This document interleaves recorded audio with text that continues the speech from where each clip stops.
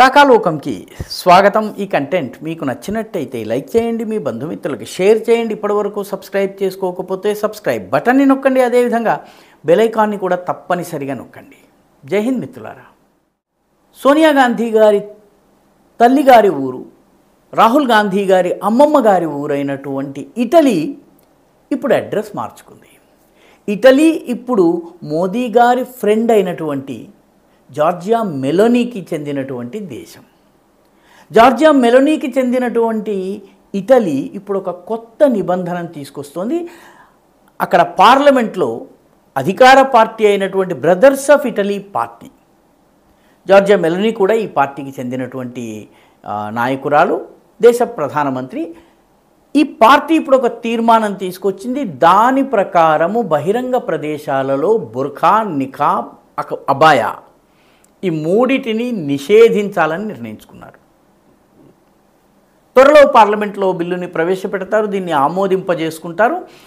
బుర్ఖా లేదా నికాబ్ను ధరించడము, ముఖాన్ని కవర్ చేసుకోవడం, మొత్తం శరీరాన్ని పూర్తిగా కవర్ చేసుకోవడము, దీన్ని బహిరంగ ప్రదేశాల్లో, దుకాణాలలో, మాల్స్లో, స్కూళ్ళలో, కాలేజీలు, యూనివర్సిటీల్లో, ఆఫీసుల్లో అన్ని చోట్ల కూడాను పూర్తిగా నిషేధించాలని నిర్ణయించుకున్నారు. దీనిని వ్యతిరేకించి, ఉల్లంఘించి ఎవరైనా కనుక బుర్ఖా లేదా నికాబ్ లేదా అబాయాను ధరించి వచ్చినట్లయితే వాళ్ళకి 300 నుంచి 3,500 యూరోలు జరిమానా విధించడం జరుగుతుంది. వాళ్ళ లెవెల్ ఆఫ్ అఫెన్స్ని బట్టి.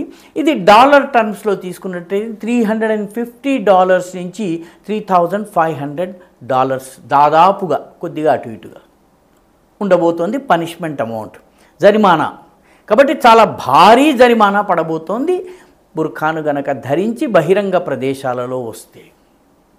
జార్జియా మెలోనీకి చెందినటువంటి బ్రదర్స్ ఆఫ్ ఇటలీ పార్టీ ఈ రకంగా బుర్ఖాను ధరించటము, బహిరంగ ప్రదేశాలలో తాము వేరు అని చూపించేటటువంటి ప్రయత్నం చేయడాన్ని కల్చరల్ సెపరేటిజం, సాంస్కృతిక వేర్పాటువాదం అని చెప్పి ఆమె అభివర్ణించింది. ఈ సాంస్కృతిక వేర్పాటువాదాన్ని సహించేది లేదు. ఇటలీలో ఉన్నప్పుడు ఇటలీ యొక్క జీవన విధానాన్ని, శైలిని అవలంబించాల్సినటువంటి అవసరం ఉంది. మేము వేరు అని కనుక వ్యవహరించాలని ప్రయత్నిస్తే దానిపైన కఠినమైన చర్యలు ఉంటాయని చెప్పి ఈ బ్రదర్స్ ఆఫ్ ఇటలీ పార్టీ చెబుతోంది. ఇది పార్లమెంట్లో తీసుకుని రాబోతున్నారు, ఆమోదం కూడా పొందుతుంది. నిజానికి యూరోప్లో మొట్టమొదట బుర్ఖా బ్యాన్ని చేసినటువంటి దేశము ఫ్రాన్స్. 2011లోనే బహిరంగ ప్రదేశాల్లో బుర్ఖా పైన బుర్ఖా, నికాబ్ ఏదైనప్పటికి కూడాను దానిపైన ఆంక్షలు ఉన్నాయి. ఇప్పటి వరకు 20 దేశాలు బుర్ఖాను పూర్తిగా బ్యాన్ చేసినాయి. దానిలో ఆస్ట్రేలియా ఉంది, ట్యునీషియా ఉంది, టర్కీ ఉంది, ఇస్లామిక్ దేశమైనటువంటి టర్కీ, ట్యునీషియా ఉన్నాయి. దీంతోపాటు తాజికిస్తాన్ కూడా ఉంది. తాజికిస్తాన్, తుర్క్మెనిస్తాన్ వంటి దేశాలు కూడా ఉన్నాయి.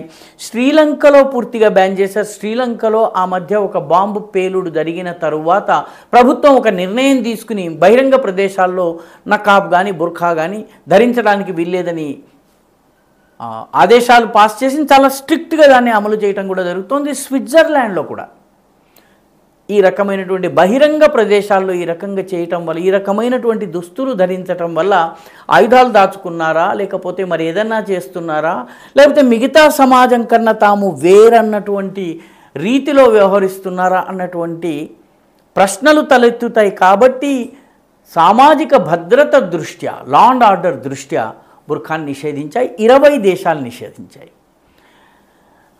European court of human rights కూడా వెళ్ళడం జరిగింది. చాలామంది బుర్ఖా బ్యాన్ని ప్రశ్నిస్తూ యూరోపియన్ యూనియన్కి చెందినటువంటి యూరోపియన్ కోర్ట్ ఆఫ్ హ్యూమన్ రైట్స్కి వెళ్తే 2017 నుంచి ఒకదాని తరువాత ఒకటి కేసు పెట్టుకుంటూ పోయారు. అన్ని కేసులలోనూ European court of human rights బహిరంగ ప్రదేశాలలో బుర్ఖా ధరించటాన్ని నిషేధిస్తూ తీసుకున్నటువంటి ఆదేశాలని సపోర్ట్ చేశాయి. నిజానికి ఇటలీలో 2015 నుంచే లొంబార్డీ అనేటటువంటి రాష్ట్రం ఉంది. ఇది నార్దర్న్ ఇటలీలో వస్తుంది. ఈ లొంబార్డీలో 2015 నుంచే బుర్ఖా బ్యాన్ అమల్లో ఉంది, ఆ రాష్ట్రం వరకు. ఇప్పుడు ఇది దేశమంతా కూడా విస్తరించడం జరుగుతుంది. కేవలము ఇది మాత్రమే కాకుండా మసీదులకు ఇస్లామిక్ సంస్థలకు వచ్చేటటువంటి ధన ప్రవాహము నిధులు బయట నుంచి వచ్చేటటువంటి నిధులు ఏవైతే ఉన్నాయో ఆ నిధులను నియంత్రించాలని ప్రభుత్వ అనుమతి ఉన్నటువంటి సంస్థల ద్వారా మాత్రమే నిధులు వచ్చేటట్టుగా చేయాలని చెప్పి ఫైనాన్షియల్ ట్రాన్స్పరెన్సీ ఆర్థికపరమైనటువంటి పారదర్శక వ్యవహారం ఉండాలన్నటువంటి బిల్లుని ప్రవేశపెట్టబోతోంది బ్రదర్స్ ఆఫ్ ఇటలీ పార్టీ. ఇది ఆమోదం గనక పొంది మొత్తం అమలులోకి గనక వచ్చినట్టయితే ఇటలీతో సహా 21 దేశాలు ఇప్పటికీ హిజాబ్ను, నికాబ్ను, బుర్ఖాను బ్యాన్ చేసినట్టుగా మనము భావించవచ్చును. మరికొన్ని దేశాలు ముఖ్యంగా సెంట్రల్ ఏషియన్ దేశాలలో కూడాను 5 స్థాన్లు ఏవైతే ఉన్నాయో తాజికిస్తాన్, తుర్క్మెనిస్తాన్, ఉజ్బెకిస్తాన్, కిర్గిజిస్తాన్ ఈ దేశాలు ఏవైతే ఉన్నాయో ఈ దేశాలలో కూడాను చాలా చోట్ల బుర్ఖా వ్యతిరేక ఉద్యమాలు జరుగుతున్నాయి. నిజానికి ఈజిప్ట్ ఎక్కడైతే ఇస్లామిక్ బ్రదర్హుడ్ సంస్థ ప్రారంభమైందంటే ఉగ్రవాద ఇస్లాం స్టార్ట్ అయిందే ఈజిప్ట్ నుంచి. ఈజిప్టులోని అల్ అజర్ యూనివర్సిటీ నుంచి ఇది ప్రారంభమైంది. ఈజిప్టులోని యూనివర్సిటీల్లో అబాయా లేదా నికాబ్ని ధరించి రావడానికి వీల్లేదు టీచర్లు కానీ స్టూడెంట్లు కానీ.